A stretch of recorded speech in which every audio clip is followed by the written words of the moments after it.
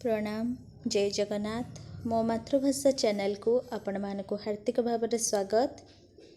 तो आज आम बंदीर सांध्य अनुचिंता संपर्क में दीर्घ प्रश्नोत्तर आलोचना करवा जहाँकि +3 4th सेमिस्टर दशम पत्र चतुर्थ एकक रही अछि। तो जो मैंने आपण मानक चैनल मो मातृभाषा को सब्सक्राइब करना बा प्रथम करी एही चैनल को आसुछंती तो गोटे सब्सक्राइब कर दियंतु एवं पाखरे थिबा बेल आइकन को सिलेक्ट कर दियंतु जहाँ फल मो वीडियो सर्वप्रथमे आपणक पाखरे पहुँची पारिबो। तो मो पूर्वरु दशम पत्र चतुर्थ एकक आधुनिक कविता महाजात्रा सप्तम सर्ग अमर सिंह उद्बोधन मंगले अइला उषा संपर्क में दीर्घ प्रश्नोत्तर आलोचना कर सारी। तो जो मैंने देखी नहांती एही वीडियोर डिस्क्रिप्शन लिस्ट लिंक देदेवी तो लिंक रे क्लिक करी देखि नेबे। तो आज आमे बंदीर सांध्य अनुचिंता संपर्क में आलोचना करिबा। तो सेमिस्टर आमर जेमती प्रश्न आसे बंदीर सांध्य अनुचिंता कवितार भावादर्श बुझाई लेख किंबा बंदीर सांध्य अनुचिंता कवितार सारमर्म उद्घाटन कर। तो से संपर्क में आम आज आलोचना करिबा। तो चलंतु देखिबा। कवि तृतीय नयनर अधिकारी तार सृष्टि भितरे से जो वार्ता व्यंजना माध्यम प्रदान करे ताहा मानव जीवन पाई सार्वकालिक सत्यर प्रतीति जन्माए। पुणी कवि भावबलयर ताड़नारे ताड़ित न हेले उद्वेलित न हेले कदापि कविता लिखिबा संभव नुहे। तो तृतीय नयनर अधिकारी किए ना कवि होउछन्ति तृतीय नयनर अधिकारी। तांकर जो सृष्टि भितरे से जो वार्ता व्यंजना माध्यम प्रदान करती ताहा मानव जीवन पाई सार्वकालिक सत्यर प्रतीति जन्माई थाए। पुणी कवि भावबलयर ताड़नारे ताड़ित न हेले उद्वेलित न हेले कदापि कविता लिखिबा संभव नुहे। अर्थात कवि माने भाव बलय विह्वल न हेले कदापि कविता लिखि पारंती नाही। तेणु कविता लिखिबा पाई मनरे भावना आसीबा दरकार बा उद्वेलित हेबा दरकार। कवि गोपबंधु दासंक बंदीर सांध्य अनुचिंता कविताटी एही दृष्टिरू एक सार्थक सृष्टि। महात्मा गांधी का नेतृत्व में देश में जो असहयोग आंदोलन चलीथिला कवि गोपबंधु सेथिरे उद्बुद्ध होई ओडिशा रे असहयोगर नेतृत्व नेइथिले।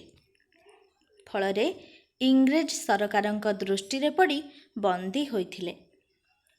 तांकु बंदी करा जाई बिहारर हजारीबाग जेल रे रखा जाइथिला 1923 मसीहारे। सेही कारागार रे थिबा बेले से अनेक गुड़िए देशात्मबोधक कविता रचना करथिले। तो जेतेबेले महात्मा गांधी का नेतृत्व चलथिला तो सेतेबेले देश रे जो असहयोग आंदोलन होइथिला तो कवि गोपबंधु दास सेथिरे उद्बुद्ध होई ओडिशा रे असहयोग आंदोलनर नेतृत्व नेइथिले।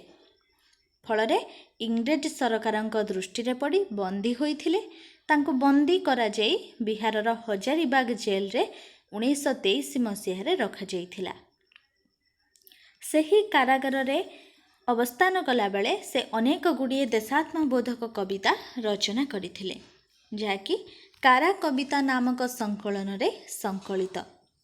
तो जेतेबेले गोपबंधु दास महात्मा गांधी का नेतृत्व रे असहयोग आंदोलन चलीथिबा समय रे असहयोगर नेतृत्व नेइथिले तो सेतेबेले इंग्रेज सरकारंक दृष्टि रे पड़ी बंदी होइथिले एवं हजारीबाग जेल रे तांको रखा जाइथिला। तो सेही समय रे से अनेक गुड़िए देशात्मबोधक कविता रचना करथिले जाकि कारा कविता नामक संकलन रे संकलित। बंदीर सांध्य भावना शीर्षक रे एही कविता सेथिरे स्थानित। तो ये जो बंदीर सांध्य अनुचिंता तो बंदीर सांध्य भावना शीर्षक रे एही कविता सेथिरे स्थानित होइछि। कवित्वर कुहुक बलरे कवि निज कथा को कहिबा पाई ग्रीस दार्शनिक सॉक्रेटिस को उपलक्ष्य करिछंती। आपणार हृदबोध होइथिबा भावधारा को से बलिष्ठ तथा प्रत्ययबंत करिबा पाई सॉक्रेटिस को अवतारणा करिछंती। सत्य और स्वाधीनता पाई जे केही कारादंड भोग करे ତାହା ତା ପାଇଁ ସବୁଠାରୁ ପୁଣ୍ୟତମ ମୁହୂର୍ତ୍ତ। ତ କବିତ୍ୱର ଯେଉଁ କୁହୁକ ବଳରେ କବି ନିଜ କଥାକୁ କହିବା ପାଇଁ ଗ୍ରୀସ୍ ଦାର୍ଶନିକ ସକ୍ରେଟିସ୍କୁ ଉପଲକ୍ଷେ କରିଛନ୍ତି। ତ ଆପଣାର ହୃଦବୋଧ ହୋଇଥିବା ଭାବଧାରାକୁ ସେ ବଳିଷ୍ଠ ଏବଂ ପ୍ରତ୍ୟୟବନ୍ତ କରିବା ପାଇଁ ସକ୍ରେଟିସ୍କୁ ଅବତାରଣା କରିଛନ୍ତି। ଏବଂ ସତ୍ୟ ଓ ସ୍ୱାଧୀନତା ପାଇଁ ଯେ କେହି କାରାଦଣ୍ଡ ଭୋଗ କରେ ତାହା ତା ପାଇଁ ସବୁଠାରୁ ପୁଣ୍ୟତମ ମୁହୂର୍ତ୍ତ, ଏହା ବିଶ୍ୱାସ କରନ୍ତି କବି। କାରଣ ନଶ୍ୱର ଜୀବନରେ ସତ୍ୟ ଓ ସ୍ୱାଧୀନତା ପରି ସାର୍ବକାଳିକ ସତ୍ୟକୁ ଧରି ରଖିବାକୁ ସମର୍ଥ ହେଲେ ହେ ଜୀବନ ଧନ୍ୟ ହୁଏ। ଜୀବନ କର୍ମମୟ, ସତ୍କର୍ମରେ ଜୀବନ ବ୍ୟୟ କଲେ ମଣିଷ ଧନ୍ୟ ହୋଇଥାଏ। ପାଶ୍ଚାତ୍ୟ ଭୂଖଣ୍ଡର ଗ୍ରୀସ୍ ଦେଶରେ ସକ୍ରେଟିସ୍ ନାମକ ଜଣେ ସାଧାରଣ ସୈନିକ ଏକଦା ସତ୍ୟ, ସ୍ୱାଧୀନତା ଓ ବାସ୍ତବତା ପ୍ରତି ଅନୁରକ୍ତ ହୋଇ ଶାସକ ତଥା ଶାସନତନ୍ତ୍ରକୁ ଆବୋରି ରହିଥିବା ମାନ୍ୟଗଣ୍ୟ ନେତୃମଣ୍ଡଳୀକୁ ସମାଲୋଚନା କରିବାକୁ ପଶ୍ଚାତ୍ପଦ ହୋଇନଥିଲେ। ତ ଯେତେବେଳେ ହୃଦବୋଧ ହୋଇଥିବା ଭାବଧାରାକୁ ବଳିଷ୍ଠ ଏବଂ ପ୍ରତ୍ୟୟବନ୍ତ କରିବା ପାଇଁ ଗୋପବନ୍ଧୁ ଦାସ ସକ୍ରେଟିସ୍କୁ ଅବତାରଣା କରିଛନ୍ତି, ତ ତାଙ୍କ ମତରେ ସତ୍ୟ ଓ ସ୍ୱାଧୀନତା ପାଇଁ ଯେ କେହି କାରାଦଣ୍ଡ ଭୋଗ କରେ ତାହା ତା ପାଇଁ ସବୁଠାରୁ ପୁଣ୍ୟତମ ମୁହୂର୍ତ୍ତ ବୋଲି ବିଶ୍ୱାସ କରନ୍ତି କବି। କାରଣ ନଶ୍ୱର ଜୀବନରେ ସତ୍ୟ ଓ ସ୍ୱାଧୀନତା ପରି ସାର୍ବକାଳିକ ସତ୍ୟକୁ ଧରି ରଖିବାକୁ ସମର୍ଥ ହେଲେ ହେଁ ଜୀବନ ଧନ୍ୟ ହୋଇଥାଏ। ଜୀବନ କର୍ମମୟ, ସତ୍କର୍ମରେ ଜୀବନ ବ୍ୟୟ କଲେ ମନୁଷ୍ୟ ଜୀବନ ଧନ୍ୟ ହୋଇଥାଏ। ପାଶ୍ଚାତ୍ୟ ଭୂଖଣ୍ଡର ଗ୍ରୀସ୍ ଦେଶରେ ସକ୍ରେଟିସ୍ ନାମକ ଜଣେ ସାଧାରଣ ସୈନିକ ଏକଦା ସତ୍ୟ, ସ୍ୱାଧୀନତା ଓ ବାସ୍ତବତା ପ୍ରତି ଅନୁରକ୍ତ ହୋଇ ଶାସକ ତଥା ଶାସନତନ୍ତ୍ରକୁ ଆବୋରି ରହିଥିବା ମାନ୍ୟଗଣ୍ୟ ନେତୃମଣ୍ଡଳୀକୁ ସମାଲୋଚନା କରିବାକୁ ପଶ୍ଚାତ୍ପଦ ହୋଇନଥିଲେ। ଯୁକ୍ତି ମାଧ୍ୟମରେ ସେ ଧର୍ମର ଛଳନାକୁ ସୂଚାଇ ଦେଉଥିଲେ। ତାଙ୍କ ବଳିଷ୍ଠ ଯୁକ୍ତିରେ ସମସ୍ତେ ହାର ମାନୁଥିଲେ। ଏପରିକି ଲେଖକ, କଳାକାର, ସ୍ଥପତି, ଧର୍ମଯାଜକ, ରାଜନୀତିଜ୍ଞ ପ୍ରଭୃତି ପ୍ରତ୍ୟେକ ବର୍ଗର ଲୋକ ତାଙ୍କ ନିର୍ଭୀକ ସତ୍ୟ ଭାଷଣ ଦ୍ୱାରା ଆକ୍ରାନ୍ତ ହୋଇ ଅତିଷ୍ଠ ହୋଇ ପଡ଼ିଲେ। ତ ତାଙ୍କ ମତରେ କି ସତ୍କର୍ମରେ ଜୀବନ ଧନ୍ୟ ହୋଇଥାଏ ଏବଂ ଜୀବନ ହେଉଛି କର୍ମମୟ। ପାଶ୍ଚାତ୍ୟ ଭୂଖଣ୍ଡର ଗ୍ରୀସ୍ ଦେଶରେ ସକ୍ରେଟିସ୍ ନାମକ ଜଣେ ସାଧାରଣ ସୈନିକ ଏକଦା ସତ୍ୟ, ସ୍ୱାଧୀନତା ଓ ବାସ୍ତବତା ପ୍ରତି ଅନୁରକ୍ତ ହୋଇ ଶାସକ ତଥା ଶାସନତନ୍ତ୍ରକୁ ଆବୋରି ରଖିଥିବା ମାନ୍ୟଗଣ୍ୟ ନେତୃମଣ୍ଡଳୀକୁ ସମାଲୋଚନା କରିବାକୁ ପଶ୍ଚାତ୍ପଦ ହୋଇନଥିଲେ। ଅର୍ଥାତ୍ ସକ୍ରେଟିସ୍ ଜଣେ ଥିଲେ ସତ୍ୟବାନ ଲୋକ। ଯୁକ୍ତି ମାଧ୍ୟମରେ ସେ ଧର୍ମର ଛଳନାକୁ ସୂଚାଇ ଦେଉଥିଲେ। ତାଙ୍କର ବଳିଷ୍ଠ ଯୁକ୍ତିରେ ସମସ୍ତେ ହାର ମାନୁଥିଲେ। ଏପରିକି ଲେଖକ, କଳାକାର, ଧର୍ମଯାଜକ, ରାଜନୀତିଜ୍ଞ ପ୍ରଭୃତି ପ୍ରତ୍ୟେକ ବର୍ଗର ଲୋକ ତାଙ୍କ ନିର୍ଭୀକ ସତ୍ୟ ଭାଷଣ ଦ୍ୱାରା ଆକ୍ରାନ୍ତ ହୋଇ ଅତିଷ୍ଠ ହୋଇ ପଡ଼ିଲେ। ଫଳରେ ସକ୍ରେଟିସ୍ଙ୍କ ପାଖରୁ ଜ୍ଞାନ ଓ ଯୁକ୍ତିରେ ହାରିଥିବାରୁ ସେମାନେ ନିଜ ନିଜର ସୁରକ୍ଷା ପାଇଁ, ସମ୍ମାନ ପାଇଁ ତଥା ପ୍ରତିପତ୍ତି ପାଇଁ ମନେ ମନେ ସକ୍ରେଟିସ୍ଙ୍କ ମୃତ୍ୟୁ କାମନା କରୁଥିଲେ। ତ ଯେତେବେଳେ ସକ୍ରେଟିସ୍ଙ୍କ ଦ୍ୱାରା ବା ସକ୍ରେଟିସ୍ଙ୍କ ସତ୍ୟ ଭାଷଣ ଦ୍ୱାରା ଆକ୍ରାନ୍ତ ହୋଇ ଅତିଷ୍ଠ ହୋଇ ପଡ଼ୁଥିଲେ, ତ ଫଳରେ ସକ୍ରେଟିସ୍ଙ୍କ ପାଖରୁ ଜ୍ଞାନ ଓ ଯୁକ୍ତିରେ ହାରିଥିବାରୁ ସେମାନେ ନିଜ ନିଜର ସୁରକ୍ଷା ପାଇଁ, ସମ୍ମାନ ପାଇଁ ତଥା ପ୍ରତିପତ୍ତି ପାଇଁ ମନେ ମନେ ସକ୍ରେଟିସ୍ଙ୍କ ମୃତ୍ୟୁ କାମନା କରୁଥିଲେ। ତେଣୁ ସେମାନେ ସକ୍ରେଟିସ୍ଙ୍କ ବିରୁଦ୍ଧରେ ଅଭିଯୋଗ ଆଣିଲେ ଯେ ସକ୍ରେଟିସ୍ ଯୁବକମାନଙ୍କୁ ବିପଥଗାମୀ କରୁଛନ୍ତି ଓ ଦେବତା ପୂଜାକୁ ବିରୋଧ କରୁଛନ୍ତି। ଏହି ଅଭିଯୋଗର ବିଚାର କରାଗଲା। ଏପରିକି ବିଚାରକମାନେ ମଧ୍ୟ ସକ୍ରେଟିସ୍ଙ୍କ ସମାଲୋଚନାରୁ ଛାଡ଼ ପାଇ ନଥିବାରୁ ସମସ୍ତେ ତାଙ୍କ ଉପରେ କ୍ଷୁବ୍ଧ ହୋଇଥିଲେ। ତ ଯେତେବେଳେ ସକ୍ରେଟିସ୍କୁ बा सक्रेटिस पाखरु ज्ञान जुक्ति रे हारी जाई सेमाने निज सुरक्षा पाई बा सम्मान पाई सक्रेटिस मृत्यु कामना करुथिले। अर्थात से चाहूथिले कि सक्रेटिस मृत्युवरण करंतु बोली। तो सेमाने कौन कले ना सक्रेटिस विरुद्ध रे अभियोग आनिले जे सक्रेटिस युवक मानकु विपथगामी करुछंती और देवता पूजा को विरोध करुछंती। एही अभियोगर विचार करागला। एपरिकी विचारक माने मध्य सक्रेटिस समालोचनारू छाड़ पाई नथिबारु समस्ते तांको उपरे क्षुब्ध होइथिले बा रागी जाइथिले। तेणु विचार रे सेमाने सक्रेटिस को मृत्युदंड रे दंडित कले। विषपान करी सक्रेटिस मृत्युवरण करिबा कथा। तो सत्य और स्वाधीनता पाई जीवन तमाम साधना करी आसीथिबा सक्रेटिस एथिरे विव्रत नथिले। जेहेतु सक्रेटिस विरुद्ध रे अभियोग करा जाइथिला तो विचारक माने जेतेबेले सक्रेटिस समालोचनारू मध्य छाड़ पाई नथिले बा तांको जुक्ति रे हारी जाइथिले तो सेतेबेले विचारक माने मध्य सक्रेटिस उपरे रागी जाइथिले बा क्षुब्ध होई पड़िथिले। तेणु कौन करथिले ना विचार रे सेमाने सक्रेटिस को मृत्युदंड रे दंडित करथिले कि विषपान करी सक्रेटिस मृत्युवरण करिबा कथा।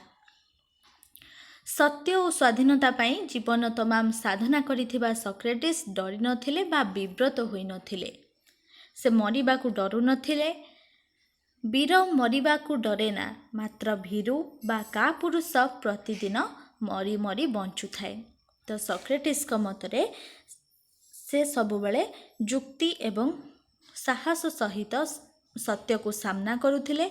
तो तांको मतरे कि वीर केबे मरिबा को डरे ना, मात्र भीरु बा का पुरुष प्रतिदिन मरी मरी बंचु थाए। जो जीवनर कौनसी मूल्य नाही सेपरी जीवन जी लाभ कौन। सक्रेटिस सेथिपाई अकातर चित्तरे विषपान करिथिले। कविंक मत भाषारे कि जानी नथिले जे हृदय पलायन मरणे जे देखिथिला अमर जीवन। चालीगला चाहू चाहू तेजी मर्त्यवास वीर गुण गाथा गाए एबे इतिहास। तो सक्रेटिस जेतेबेले सत्य स्वाधीनता पाई जीवन तमाम साधना करी आसीथिले एवं तांकर मृत्युदंड कथा सुनी से चिंतित नथिले बा विव्रत होई नथिले, कारण से मरिबा को डरू नथिले कि तांको मतरे वीर केबे मरिबा को डरे ना, मात्र भीरु बा का पुरुष प्रतिदिन मरी मरी बंचु थाए। तेणु जो जीवनर कौनसी मूल्य नाही सेपरी जीवन जी लाभ कौन। तो सक्रेटिस सेथिपाई अकातर चित्तरे विषपान करिथिले कि जो दंडरे तांकु दंडित करा जाइथिला। तो कविंक वर्णनारे जानी नथिले जे हृदय भय पलायन। तो हृदय भितरे से भय को केबे आनी नथिले। मरणे जे देखिथिला अमर जीवन, मरण रे से अमर जीवन को देखुथिले। चालीगला चाहू चाहू तेजी मत्यवर्ष वीर गुण गाथा गाए एबे इतिहास। कवितार द्वितीय पर्याय कवि सूर्यदेवंक प्रसंग को टाणिछंती।